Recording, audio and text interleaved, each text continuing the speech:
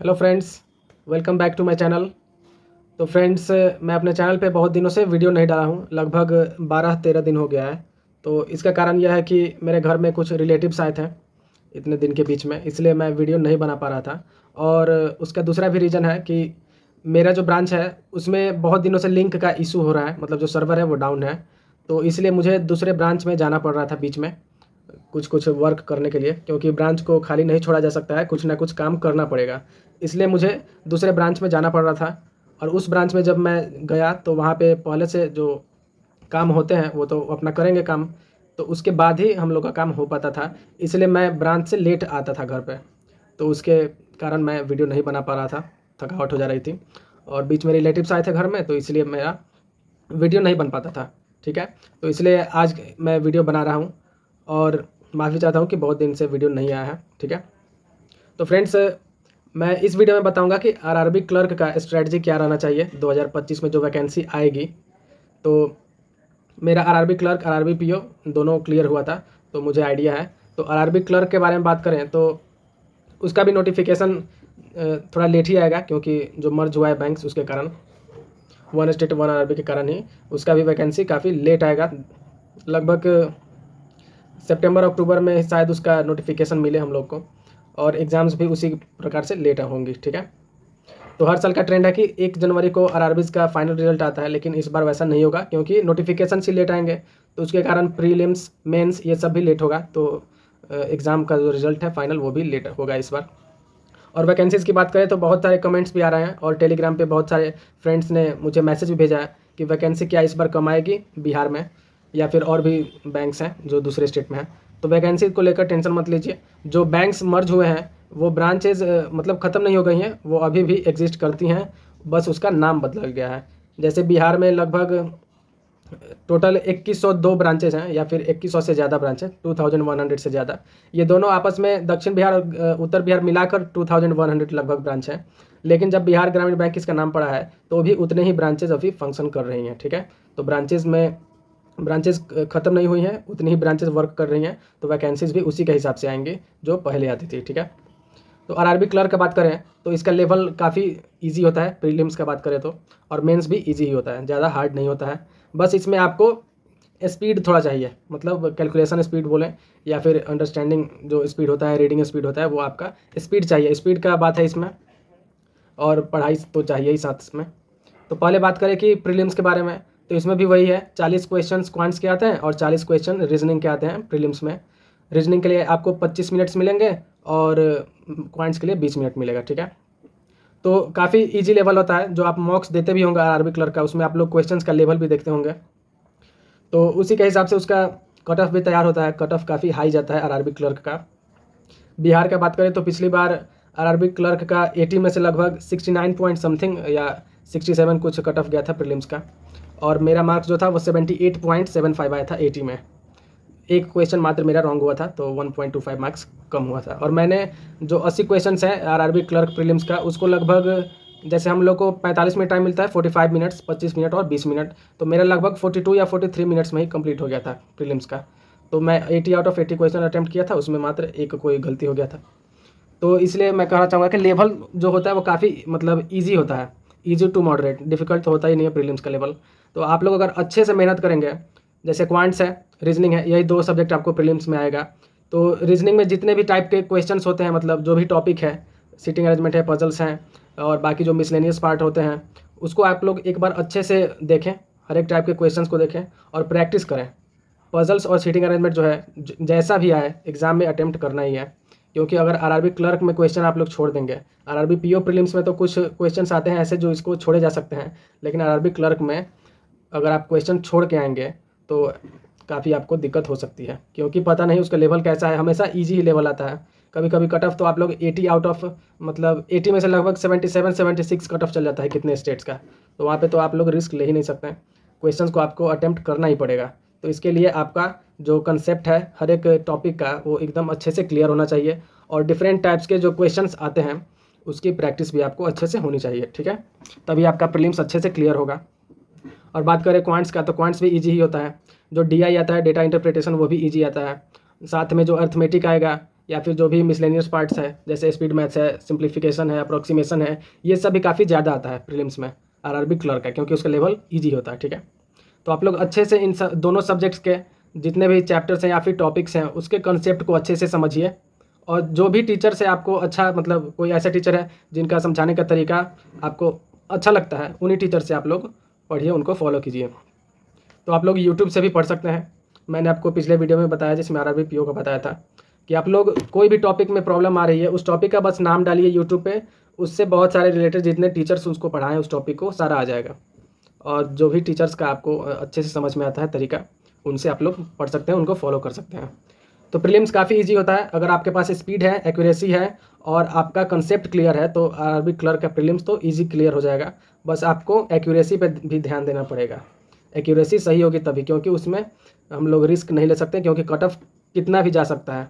80 में 78 भी एक बार उड़ीसा का शायद कट ऑफ गया था, जो स्टेट है उड़ीसा, वहाँ 78 कट ऑफ चला गया था क्लर्क का प्रीलिम्स का।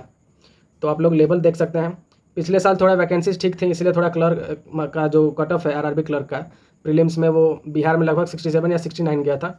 आप लोग देख सकते हैं मेरे चैनल पे, मैंने अपना जो 1 जनवरी को रिजल्ट आया था उसमें प्रीलिम्स और मेंस दोनों का स्कोर कार्ड भी दिखाया था। इस चैनल पे है वो वीडियो। तो अच्छे से एक्यूरेसी के साथ पढ़ना है, कंसेप्ट को क्लियर रखना है, ताकि किसी भी टाइप का क्वेश्चन ना छूट पाए एग्जाम में, क्योंकि आरआरबी क्लर्क का लेवल जो होता है वो काफ़ी अच्छा होता है, आसान होता है, ईजी टू मॉडरेट होता है। ठीक है, और मॉक्स का बात करें तो इसके लिए टेक्स्ट बुक 100% बहुत अच्छा मॉक है। टेक्स्ट बुक को आप लोग आंख बंद करके आसानी से उसको फॉलो कर सकते हैं। आरआरबी क्लर्क का जो लेवल है वो एकदम एग्जैक्ट टेक्स्ट बुक के लेवल का है। ठीक है, दूसरा कोई भी मॉक आपको फॉलो नहीं करना है, आपका मन, आप लोग चाहें जैसा भी कर सकते हैं, लेकिन मेरा सजेशन ये रहेगा कि टेक्स्ट बुक जो है मॉक टेस्ट वो काफ़ी अच्छा है आरआरबी क्लर्क के एग्ज़ाम के लेवल का। ठीक है, और प्रीलिम्स का बात करें तो आप जब भी मॉक लगाते हैं तो उसमें आपका हमेशा से ये रहना चाहिए टारगेट कि आपका मार्क्स जो है वो 70 के ऊपर ही आए, मतलब 80 में 80 में आपका 70 प्लस मार्क्स आए। और परसेंटाइल का बात करें तो परसेंटाइल आपका 95 परसेंटाइल होना चाहिए कम से कम। ठीक है, मतलब 90 से 95 है तो ठीक है, लेकिन 95 प्लस आ रहा है आपका परसेंटाइल आरआरबी प्री के मॉक्स में, आरआरबी क्लर्क का प्रीलिम्स के मॉक्स में अगर आपका परसेंटाइल 95 से ऊपर है तो आपको कोई चिंता करने की ज़रूरत नहीं है, आपका प्रीलिम्स आसानी से क्लियर हो जाएगा अगर यही आपका एक्यूरेसी एग्जाम में रहा तो। ठीक है, तो सारा बात आरआरबी क्लर्क का यही है कि आपको एक्यूरेसी मेंटेन करना है, कंसेप्ट क्लियर रखना है और क्वेश्चंस को लीव नहीं करना है, छोड़ना नहीं है, क्योंकि उस प्रकार से आपको प्रीलिम्स में क्वेश्चन नहीं मिलेंगे छोड़ने वाले। हो सकता है कोई ऐसा शिफ्ट आ जाए जिसमें थोड़ा मतलब डिफ़िकल्ट क्वेश्चन आ जाए, लेकिन वो भी डिफ़िकल्ट नहीं होते हैं, मॉडरेट ही होते हैं। तो आपको तैयारी अच्छे से करनी पड़ेगी, स्पीड आपको मेंटेन करना पड़ेगा। अगर आपके पास स्पीड सही नहीं है क्वांट में तो आप लोग approximation, simplification, square root, cube root, ये सबको डेली कम से कम 15-20 क्वेश्चंस स्पीड मतलब स्पीड मैथ्स का लगाइए टाइमर के साथ, कि हमको इस क्वेश्चन को 20 सेकंड में 25 सेकंड में बना लेना है। ऐसे टाइमर के साथ लगाइए, तब आपका कैलकुलेशन स्पीड मतलब बढ़ेगा। ठीक है, बहुत सारे जो फ्रेंड्स हैं वो पूछते हैं कि सर मेरा अर्थमेटिक ख़राब है क्वांट्स में, इसको कैसे स्ट्रॉन्ग करें। तो स्ट्रॉन्ग करने का कोई भी मतलब ट्रिक आपके पास नहीं है, बस यही है कि आपको अच्छे से उस चैप्टर के कंसेप्ट को समझना पड़ेगा, उसका अप्रोच क्या होता है, डिफरेंट टाइप के क्वेश्चंस को समझने पड़ेंगे, तभी आपका स्ट्रॉन्ग होगा वो पार्ट। कोई भी ट्रिक, कोई भी ईजी वे नहीं है आपको समझने के लिए, उसको प्रैक्टिस से ही समझा जा सकता है। ठीक है, तो क्वांट्स का ये हो गया। रीजनिंग में वही है कि अगर आपको पजल्स में, सीटिंग अरेंजमेंट में दिक्कत होता है तो आप लोग डेली कम से कम प्रीलिम्स लेवल का पजल्स 5 और सीटिंग अरेंजमेंट 5 कम से कम डेली आप लोग प्रैक्टिस कीजिए, ताकि प्रैक्टिस होगा तभी एग्जाम में क्वेश्चंस अटेम्प्ट हो पाएंगे। ठीक है, स्पीड बनेगी तभी प्रीलिम्स लेवल के क्वेश्चंस बन पाएंगे कम समय में, क्योंकि आपका प्रीलिम्स में जिस टाइप का क्वेश्चन आते हैं, मान लीजिए कोई पजल्स आ गया, सीटिंग अरेंजमेंट आ गया, तो 2 से ढाई मिनट उस क्वेश्चन के लिए मैक्सिमम काफ़ी है। उससे ज़्यादा अगर आपका प्रीलिम्स लेवल के क्वेश्चन में लगता है टाइम तो आपका मेहनत बेकार है। कोई भी पजल्स या सीटिंग अरेंजमेंट आपसे मैक्सिमम ढाई मिनट में बन जाना चाहिए। ठीक है, और जो मेंस में अगर बात करें हम लोग तो मेंस में वही है कि रीजनिंग आएगा, क्वांट्स आएगा, कंप्यूटर अवेयरनेस आएगा, साथ में करेंट अफेयर्स आएगा और इंग्लिश या हिंदी आएगा। ठीक है, तो मेंस भी इसका काफ़ी अच्छा होता है, डिफ़िकल्ट नहीं होता है, हमेशा से मॉडरेट आता है, इजी भी क्वेश्चंस आते हैं, मॉडरेट भी आते हैं। आरआरबी क्लर्क मैं यही कहना चाहूँगा कि जो बैंकिंग का कोई भी एग्ज़ाम हो उसमें सबसे ईजी एग्ज़ाम होता है वो आरआरबी क्लर्क का होता है, चाहे वो प्रीलिम्स हो या मेंस हो। मेंस में भी ऐसे ऐसे क्वेश्चन आते हैं कि आप लोग आसानी से बना सकते हैं। अगर आपके पास स्पीड है, थोड़ा बहुत अच्छे से कंसेप्ट आपका क्लियर है, तो आप लोग मेंस भी आसानी से निकाल सकते हैं। मेंस में आपको क्वेश्चन को सिलेक्शन थोड़ा सीखना पड़ेगा कि किस प्रकार के क्वेश्चंस को पहले अटेम्प्ट किया जाए। और किस क्वेश्चंस को छोड़ा जाए ताकि उसको बाद में अटेम्प्ट किया जाए। क्योंकि पिछले साल का बात करें तो क्वांट्स थोड़ा मॉडरेट आया था, रीजनिंग काफ़ी ईजी आया था। हर एक आदमी का लगभग 40 क्वेश्चंस में 35 क्वेश्चन 36 क्वेश्चंस ऐसे एवरेज बना था। और क्वांट्स की बात करें तो 40 में लगभग 20 प्लस अटेम्प्ट था बच्चों का मेंस में आरआरबी क्लर्क का। तो क्वांट्स थोड़ा मॉडरेट था, बाकी रीजनिंग ईजी आया था, कंप्यूटर अवेयरनेस भी ठीक आया था, ईजी आया था। इंग्लिश या हिंदी का भी बात वही है कि अच्छा लेवल आया था, ईजी ही आया था। लेकिन जो करंट अफेयर्स है, जनरल अवेयरनेस, वो काफ़ी टफ आ गया था पिछले साल। क्योंकि ज़्यादातर बच्चे क्या करते हैं 5 से 6 महीने का जीके पढ़ के जाते हैं करंट अफेयर्स। लेकिन उसमें क्या किया था कि 7वां 8वां महीना पिछले का, मतलब 7 to 8 मंथ्स का उसमें क्वेश्चंस डाल दिया था। और ज़्यादातर 6 महीने के पहले वाला ही पूछा था, मतलब 7वां 8वां महीना जो लास्ट 7th 8th मंथ है, वहाँ से भी क्वेश्चंस उठा के पूछ दिया था आरआरबी क्लर्क में। तो बच्चों के कितने तो सेक्शनल ही क्लियर नहीं हो पाया था करंट अफेयर्स का। मेरा तो 9.25 मार्क्स आया था आरआरबी क्लर्क का मेंस में, जीए में। इतना मैं पढ़ा था तब मेरे जाके 9.25 मार्क्स आया था। तो आप लोग सोचिए कैसा लेवल था। उससे ज़्यादा तो बच्चों का आरआरबी पीओ में आ गया था करंट अफेयर्स में, जीए में। तो आरआरबी क्लर्क का जो जीए था पिछले साल का, वो काफ़ी अनप्रेडिक्टेबल था। किसी को भी पता नहीं था कि कहाँ से क्वेश्चंस आए हैं। सब कोई 5 महीना 6 महीना 4 महीना का करंट अफेयर्स पढ़ के गया था, वहाँ पिछले 7-8 महीने का आ गया था करंट अफेयर्स। कुछ कुछ तो बहुत पहले का भी आया था क्वेश्चंस। तो जीए एकदम से अनप्रेडिक्टेबल है। मैं यही कहना चाहूँगा कि आप लोग क्वांट्स को, रीजनिंग को, इंग्लिश या हिंदी जो भी है और कंप्यूटर है, इसको अच्छे से अपना स्ट्रॉन्ग बनाइए इसको। और जो जीए है उसको ऐसे पढ़िए कि आपका सेक्शनल कम से कम क्लियर हो जाए। नहीं तो बहुत बच्चों का सेक्शनल भी क्लियर नहीं हो पाता है करंट अफेयर्स में। तो करंट अफेयर्स को लेके ये मत चलिए कि मैं इसमें 40 या 50 क्वेश्चन है तो उसमें से मैं 20-25 क्वेश्चन आराम से कर लूँगा। ऐसा नहीं होना चाहिए आपके मन में। ये मान के चलिए कि एक आपका एवरेज मार्क्स आ जाए या फिर कम से कम सेक्शनल क्लियर हो जाए करंट अफेयर्स में। ज़्यादा मेहनत नहीं करना है करंट अफेयर्स में। ये नहीं कि सारा मेहनत उसी में झोंक दें और क्वांट्स, रीजनिंग और ये जो कंप्यूटर है, इंग्लिश हिंदी है, ये ढीला पड़ जाए। ऐसे नहीं।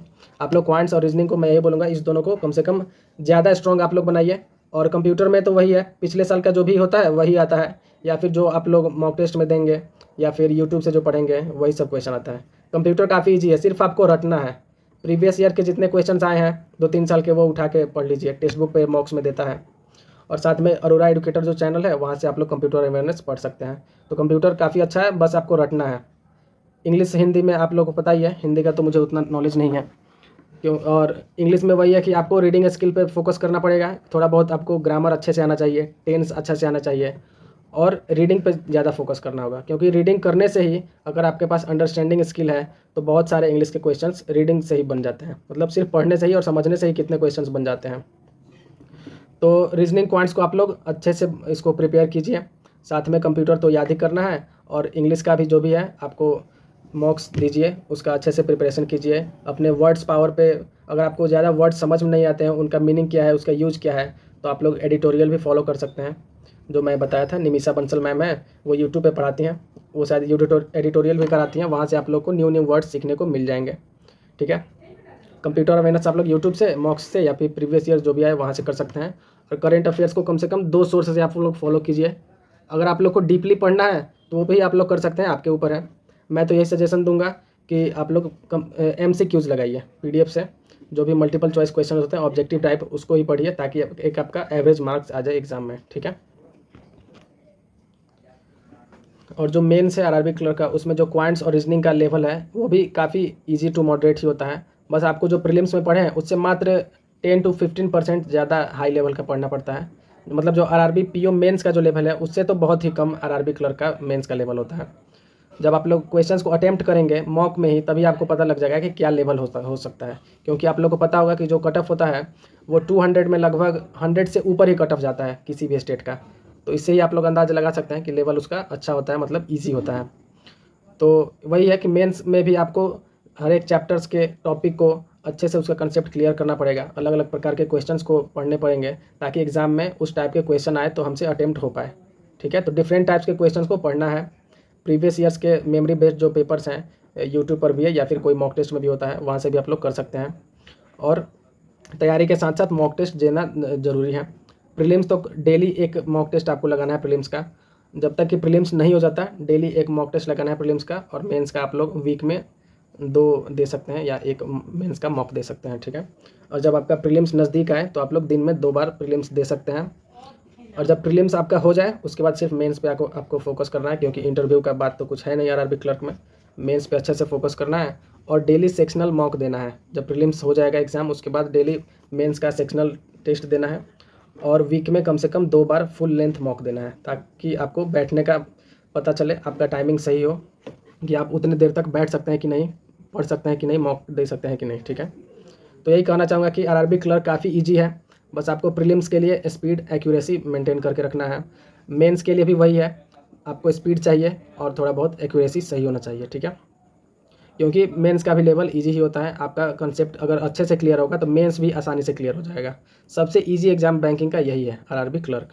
ठीक है, तो इससे रिलेटेड कोई भी आपको क्वेश्चंस हो तो आप लोग कमेंट में पूछ सकते हैं हमसे। और पढ़ाई की बात करें तो आप लोग डेली, मैं बता ही दिया मॉक्स कितने लगाने हैं, और करंट अफेयर्स कम से कम डेली आपको 2 घंटा पढ़ना है। बाकी आप लोग अपने तरीके से रूटीन बना सकते हैं हर एक सब्जेक्ट का, लेकिन मैं यही कहूँगा कि करंट अफेयर्स को कम से कम 2 आवर्स डेली दीजिए। ठीक है, चाहे आप लोग डीपली पढ़ें कि वीडियो सोर्स से पढ़ें या फिर एमसीक्यू से पढ़ें, 2 घंटा तो कम से कम देना है, ताकि आपका एक एवरेज मार्क्स आ सके। ज़्यादा नहीं, मान लीजिए 40 क्वेश्चन आते हैं जीए के, तो 13-14 मार्क्स भी आ जाएँ वो काफ़ी हैं। पिछले साल तो काफ़ी मतलब टफ आ गया था, तो उसके चलते मार्क्स सबके कम आए हैं। तो यही है, कुछ क्वेश्चन हो आप लोग कमेंट में कर सकते हैं, पूछ सकते हैं। Okay friends, thanks for watching.